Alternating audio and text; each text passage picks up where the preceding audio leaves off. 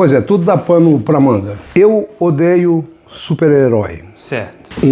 Que a ideia, então, de a gente fazer um tipo de vídeo em que a gente poderia pegar dois tipos de público diferentes do YouTube, que é o pessoal que gosta de arte e o pessoal que gosta de videogame / RPG. E aí, dentro do RPG, como eu estava te explicando, existe uma forma de classificar os personagens, né? Entre dois eixos, né? Um eixo que vai entre o leal e o caótico, que tem a ver com aquele personagem, se ele segue as regras daquele universo ou se ele subverte aquelas regras, e se ele é moralmente bom ou moralmente ruim. E aí a gente tem os arquétipos, né? Os tipos de coisas que se encaixam em cada um deles. Então o paladino é um tipo de arquétipo que entra dentro do leal e bom. Então é aquela pessoa que vai tentar fazer a justiça, mas seguindo as regras do jogo. Que foi o que você tinha comentado em off comigo, que seria mais ou menos a figura de um super-herói. Então o Superman da vida, ele vai salvar as pessoas, mas seguindo a regra que é estabelecida do universo. O que não segue regra talvez fosse um anti-herói.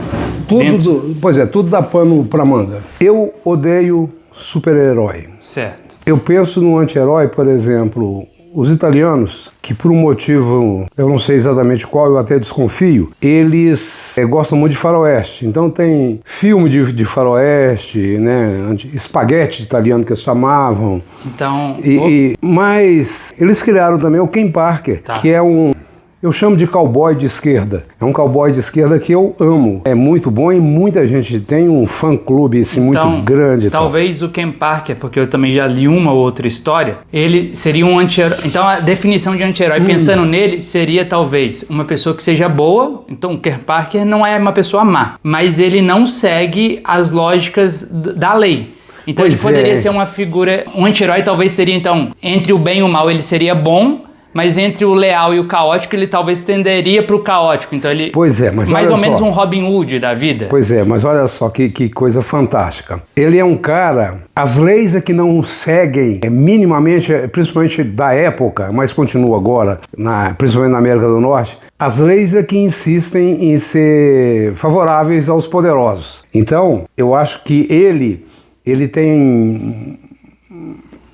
ele tem um grande senso de justiça, mas a cada momento o estabelecido insiste em torná-lo um fora da lei. Até um fora da lei. Em algumas histórias ele vai virar um fora da lei. Tá certo, é isso mesmo. O que você comentou, e eu realmente acho que agora isso vai virar um episódio por si só, porque surgiu essa conversa boa. Eu acho isso legal, olha só. Mas tem uma série, não perder o fio da meada, passa pra você. Vai lá. Encaixa exatamente nisso, que é... Agora, Hollywood, depois de cansada de fazer só filme de herói, eles começaram a transformar os heróis em vilões. Pois é, mas os Estados Unidos cansados de fazer filmes de heróis, principalmente mentindo bastante em relação, por exemplo, à Segunda Guerra. Os russos morreram bastante, os chineses morreram também por causa da invasão japonesa, né, que os japoneses eram os fascistas. E os filmes são do pessoal que chegou ao final e que sofreram muito menos perdas e tal. Mas tudo bem. Sim, mas o que eu ia comentar é que isso é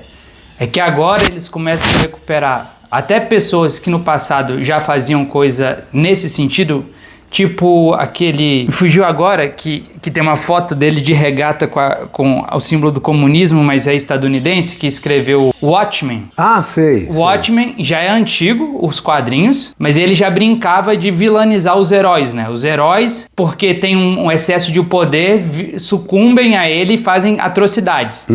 Mas agora, recentemente, uma dessas grandes, que é de um bilionário também, que é a Amazon, né? Eles têm uma série que eles estão fazendo, que é o The Boys, que também é baseado em quadrinhos, já mais antigos, mas que é isso. O The Boys, ele brinca com a figura do Capitão Pátria, que seria mais ou menos o Superman, só que por debaixo dos holofotes. Então, ele tem uma equipe de marketing que vai fazer só os closes nas coisas boas, mas ele vai acompanhar os bastidores. Então, o tanto de coisa ruim que ele fez por consequência disso, né? Pois é, a gente ia falar sobre o RPG, né? Isso, mas a gente tá indo, né? Sim, mas eu tô achando ótimo. Só que agora a gente desbancou tudo, porque se a gente tá concordando aqui, as pessoas que são leais a um sistema político, e se esse sistema político é tirânico, que nem o dos Estados Unidos, essa pessoa talvez não poderia ser chamada de boa em nunca, né? Repete, por favor. Se uma pessoa é classificada como leal, como o Superman. No RPG? É. Tá. Ela é classificada como leal, tipo o Superman. Mas se ele é... Como leal? Leal. As regras do estadunidense. Sim. Mas se, para isso, ele segue os princípios morais daquele país e a gente condena esses princípios morais, ele nunca poderia ser visto como bom na nossa ótica. É tipo um Tintim que visita o Congo. Ou... A história do Tintim que parece que não é editada, porque ela seria politicamente incorreta, demais politicamente incorreta, né? Ou como é que era aquele que tinha o chicote? Que tinha um chicote? Que era um Zorro? Não. Que ia pro Egito, que tinha um chapéu de cowboy. Que tinha um chicote. Tinha um chicote. Indiana Jones. Ah, tá. Porque o Indiana Jones, nos filmes antigos, o vilão era sempre aquele barbudo, aquele do Oriente Médio. E que hoje em dia a gente sabe que essas pessoas não... Você deu uma mexida no seu cabelo e ficou bom do jeito que ele tá. Realmente ficou bom. Mas entendeu o que eu tô querendo falar? O Indiana Jones, pros Estados Unidos, ele seria uma figura leal e boa. Mas pros vilões do Oriente Médio, ele jamais seria uma pessoa boa, porque ele tava indo lá e matando as pessoas, né? Agora, só voltando no Superman, Super-Homem, eu acho tão ridículo a ideia de uma pessoa que basta colocar um óculos para virar um cidadão comum e ninguém reconhecer nele o Superman, o Super-Homem. É tão boboca essa história, mas é tão boboca. Ai. Agora, quando você fala do Superman, automaticamente você fala do Batman, né? O Batman, aquela coisa, principalmente quando ele pede muito claro e escuro, preto e branco. Tem artistas muito legais que fizeram histórias em preto e branco do Batman, muito bonitas, muito ambientadas assim, de uma forma muito legal, que lembra um pouco os ambientes, por exemplo, do Spirit, do Will Eisner.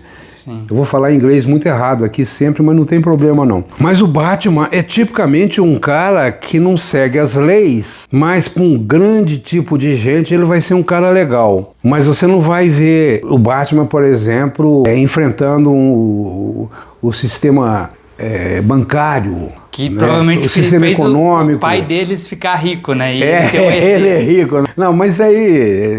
Mas é interessante, né? Porque o Superman e o Batman, eles são da mesma grande empresa, né? Que é a DC, né? E essa parte eu não sei, né? Mas assim, você tá falando e... Mas se não for que alguém questione. Mas eu acho o Batman muito interessante, menos pelo Batman...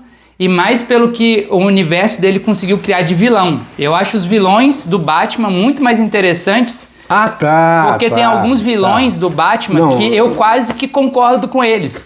Eles me parece que é muito menos maniqueísta, né? Vamos dizer assim. Tem alguns vilões que você consegue compreender qual a lógica da vilania dele, né? Então, sei lá, um Coringa, quando ele fala que ele quer fazer as maldades dele... porque ele quer provar que uma pessoa só é boa porque ela não teve um dia ruim, por mais que eu condene todas as formas que ele fez para transformar a melhor pessoa do universo do Batman, que é o comissário Gordon, para transformar ele em um vilão, então o Coringa faz atrocidades. Mas é interessante o ponto dele, que é o comissário Gordon só é bom porque a vida propiciou condições para ele virar bom. Claro. Se a vida fosse cruel, ele viraria um vilão como eu sou. Pois é. Agora, o interessante é o seguinte, se você pega as primeiras histórias do Batman, certamente é bem caretona e os papéis são muito definidos e tal. Ao longo do tempo, pelos mais variados motivos, principalmente econômicos, mas não é só necessariamente econômicos. Acho que a arte avança também. A arte avança. O roteiro fica melhor.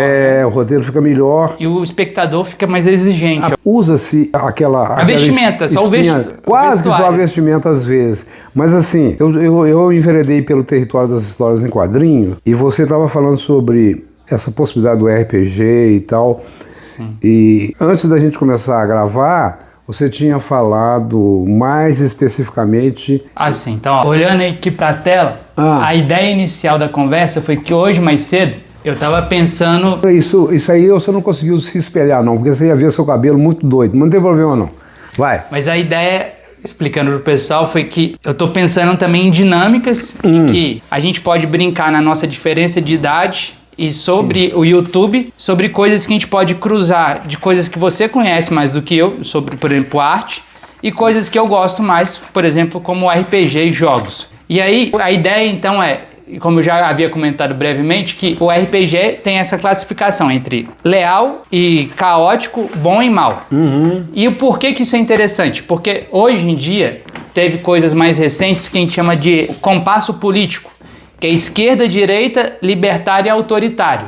Que também é interessante, se as pessoas gostarem desse primeiro vídeo a gente pode fazer também, mas esse do RPG é mais interessante porque esquerda e direita é um conceito moderno da política. Só que se a gente quer falar sobre... É tão repetido que acho que todo mundo sabe aquela coisa que o pessoal que estava à direita e à esquerda... Lá do parlamento francês. Mas isso já existiam sistemas políticos. Então, no feudalismo, você não pode falar que uma pessoa era de esquerda ou de direita. Seria um anacronismo. Mas você pode dizer se eles eram leais às leis da monarquia, né, e do clero, ou se eles eram caóticos e eram subversivos. Então o sistema de RPG, ao invés de falar de esquerda e direita, mas fala de, na verdade, leal e caótico, ele permite a gente navegar por outros períodos históricos que não só o da época moderna. Eu vou achar o Dick Turpin, deve ser Turpin em inglês, Dick Turpin. Eu vi uma história em quadrinho. Eu, de repente, vou até achar, já perdeu a capa e tal. Mas esse cara, assim, era da linha do Robin Hood, mas é de capa e espada.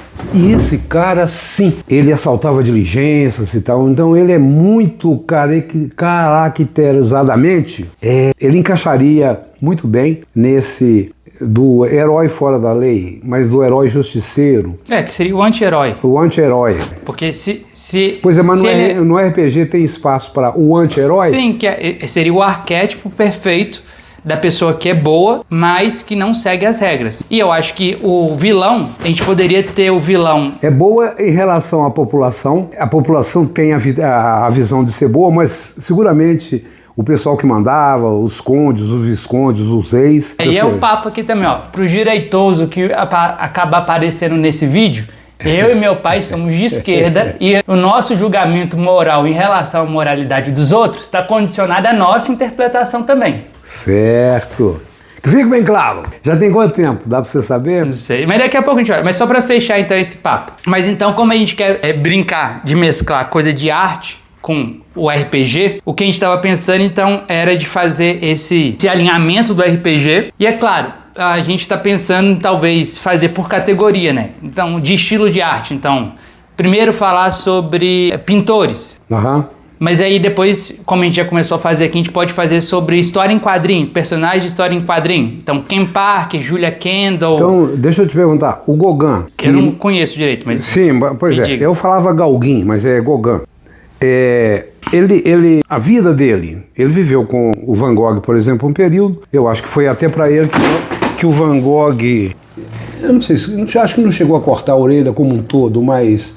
dilacerou um pouco da orelha e mandou para ele e tal. Então, o Van Gogh cortou e mandou pro Gauguin. O próprio Van Gogh, então ele se relacionava com o Van Gogh e depois ele foi para as ilhas do Pacífico e tal, aquela coisa que eles idealizavam, queria fazer um tipo de pintura, mas parece que ele levou um pouco também de gonorreia para as mulheres lá da... Mas qual ilha? Eu não sei. É a... Tahiti. Tá, então, mas pelo nome Gauguin ele seria francês? É francês, mas então, ele foi para lá. Então, não, mas só para eu entender, porque eu não conheço. Então é francês que em algum momento foi para as ilhas do... Eu estou falando assim, ligeiramente, de um tipo de personalidade, o Van Gogh, os comedores de batata. Nossa Senhora, é um estilo absolutamente questionador, do ponto de vista social, assim, questionador. E ele cortar a orelha dele, eu acho que tanto a arte dele quanto o estilo de vida combinam na lógica caótica, talvez?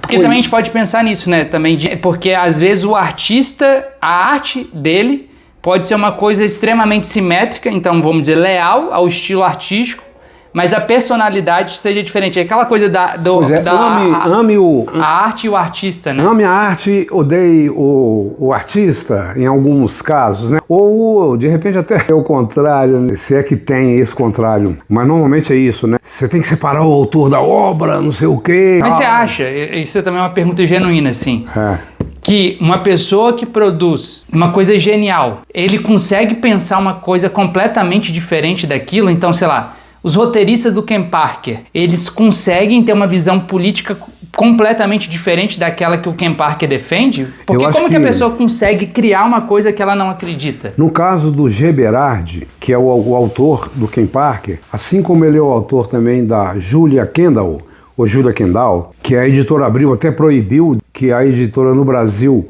porque era escrito Julia Kendall. Aí o cara teve de abreviar aqui no Brasil para J. Kendall. Por quê? Porque a editora Abril tinha uma revista chamada Júlia, parece. Pra não competir ali o nome. E ameaçou e tal. É uma coisa a ser pesquisada. Mas ela também é muito legal. Não processa a gente, viu, editora Abril? E ela é uma mulher fantástica, muito inteligente. Tem uma irmã que tem problemas com droga. E a avó dela, já que o pai da Júlia morreu, e a mãe, e a avó é uma pessoa muito sensata, muito legal. A história é muito boa. E a Júlia é uma pessoa, evidentemente, de esquerda. E o tenente... O chefe dela. É de direita, né? Tem um pensamento bem conservador. Mas isso é porque você perguntou sobre o autor e a obra. Isso. Então o G. Berardi seguramente é um cara que tem... um cara de esquerda e tal. E acho que ele não conseguiria fazer um troço assim, ainda que muito bem pago, de direita. Eu não acredito. Eu acho que eu acredito bastante nele. O desenhista principal, acho que é o Ivo Milazzo. E eu não acredito que o Ivo também fosse um cara assim... não de esquerda, mas eu não sei. Sobre o Ivo eu não sei. Sobre o G. Berardi, eu praticamente estou afirmando que ele é um cara mais à esquerda. Mas uma outra coisa também, e eu acho que já para ir fechando aqui esse vídeo, que mais cedo quando eu estava pensando nessa ideia, né, eu também pensei em outro vídeo que a gente vai fazer, mas que vai demorar para sair porque exige um roteiro maior de pesquisa, que é falando sobre vida de artistas. E a gente estava falando sobre aquela artista Helene, que a gente não vai saber falar sobre o nome. Ela é finlandesa, mas quem pesquisar vai achar. Helena começa com S, tanto assim que ela assina HS. Então Helena Stockholm é finlandesa. Eu até pensei em ligar para o consulado finlandês, se é que tem aqui, em BH, nós estamos aqui no Bichinho, né? Para escutar a pronúncia do nome dela. E eu gosto demais dela, né? Mas o ponto que eu queria trazer dela é que o pouco que a gente já pesquisou, a gente descobriu que o começo da vida artística dela... eu fiz um retrato dela, vou trazer. Tá, pega lá. Mas enquanto meu pai vai ali pegar o retrato, o que eu tava pensando era que, pelo que eu li, ela começou a vida artística dela pintando coisas muito mais realistas e ao longo do tempo ela quis ir para uma coisa mais minimalista, mas que capturasse mais as emoções das coisas. E aí o que eu ia te colocar disso é isso, é que a gente talvez não consiga separar o autor da obra, mas o próprio autor ao longo da vida, ele muda também as concepções dele. Então talvez a obra do autor não traia o autor, mas acompanhe a trajetória dele, né? Fez sentido o que eu falei? O Charlton Heston, eu não sei para falar, você seguramente saberia se você o conhecesse, mas é o cara que fez Ben-Hur e tal. Eu acho que era um cara nos Estados Unidos bem ligado aos direitos humanos e tal, combativo, mas ao final da vida, eu tô matando ele, nem sei se ele morreu, mas eu acho que ele morreu. Aí ele começou a defender porte de arma e tal, e virou um cara bastante que questionou a vida toda dele, parece, entendeu? Então as pessoas mudam, né? E tem alguns exemplos de pessoas que, sendo de esquerda, ficaram mais à direita, e o contrário, gente que era conservador e que foi mudando um pouco. Por exemplo, o Will Eisner, que é o grande desenhista do Spirit. Ele é muito bom também. Muito bom, e fez... Ele criou o termo, acho, de histórias gráficas, né? Novelas, graphic novel, e são ótimas as que ele fez. E ao final, pelo que eu sei, ele criava uns personagens e depois ele até um pouco pediu desculpas aos negros por ele ter feito personagens assim um pouco ridicularizando um pouco a condição dele, que uma caricatura. É uma coisa a ser pesquisada. Tá. Mas então assim, gente que era mais à esquerda pelo comportamento e tal, mais à esquerda, né? Sim. E que Mas então, ó, agora fechando, então acho que esse tipo de vídeo eu acho que é frutífero. Primeiro que a gente pode brincar com eras diferentes, então a gente pode falar do Império Romano, da Idade Média e os artistas dessa época, mas ao mesmo tempo me parece também que se a gente achar algum artista muito bom, a gente pode, na verdade, falar sobre ele dentro desse alinhamento do RPG, essa brincadeira, ao longo das suas eras, né? Então ele pode ter começado muito caótico e ao longo do tempo ele foi ficando mais leal aos patronos, ou ao inverso, né? Obedecia muito os patronos no começo e depois, quando ele ficou muito renomado, ele pôde começar a subverter. Eu lembro da poesia do Bertolt Brecht, como é que pronuncia de novo, né? Alemão aí fica mais difícil, Bertolt Brecht. Aquela de há homens que são bons, e há homens que são bons a vida inteira. Não sei se é bom, esses são imprescindíveis, né? Pesquisa. Mas agora, para fechar aqui, olha aqui. Não, mas é o carro que passou lá fora. Ah, é? Porque aqui nós temos uma campainha. Mas aí agora, olha aqui, ó, do jeito que eu tava olhando para cá. Não, mas daí não dá. Chega, isso. Aqui deu? Não sei, eu vou virar para você assim, ó. Isso. Aí agora fala assim, ó, gente, no take. Então, olha aqui para baixo. E tá dando para ver aí? Sim, então fala aí, pai. As 3 coisas que as pessoas têm que... 3 coisas. Se você gostou do vídeo, o que tem que fazer? Ainda. Se você gostou do vídeo, dê aquele sinal de positivo. Like. Se inscreve. Se inscreva, por favor. E compartilha. Compartilhe, por favor. E por último também, comente ideias para vídeos futuros. E talvez até principalmente isso, tá? O quê? Trocar ideias. Principalmente até ver palpites. É isso, gente. Tchau pra vocês. Aí ficou bom.